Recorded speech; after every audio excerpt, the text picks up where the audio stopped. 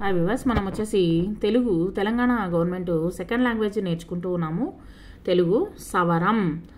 అమ్మ సవరం తీసింది, పాపకు సవరం అల్లింది. సవరం జడను చూసుకుని పాప ఎంతో మురిసింది. అమ్మ ఇక్కడ సవరంతో పాపకు వచ్చేసి జడ అల్లుతూ ఉందన్నమాట. పాప అది చూసి మురిసిపోయింది. సవరం ఎప్పుడెప్పుడు పెట్టుకుంటాము? సవరం వచ్చేసి మనం పూల జడ అల్లుకున్నప్పుడు పెట్టుకుంటాము.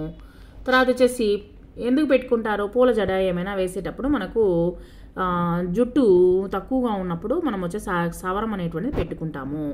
గేయంలో సవరం పదాన్ని గుర్తించండి, దాన్ని వచ్చేసి గోళాన్ని చుట్టండి.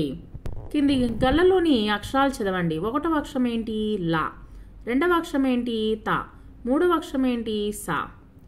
2 1 అక్షరం ఏంటి? తల. 4 1 అక్షరం ఏంటి? వల. 4 5 6 అక్షరం ఏంటి? వరం. 5 3 6 అక్షరం ఏంటి? రసం. ఇక్కడ క్రింది పదాలను చదవండి, వీటిని వర్ణమాలలో గుర్తించండి. ఏ అక్షరం ఎన్నిసార్లు వచ్చిందో రాయండి.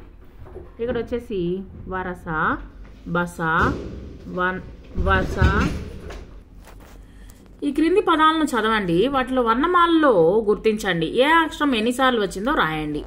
వరస, బస, వస, సరసర, పస, వరం, సంత, రసం, వసంతం, వంత, సంతకం, ఈల, కరం, సంబరం, వల.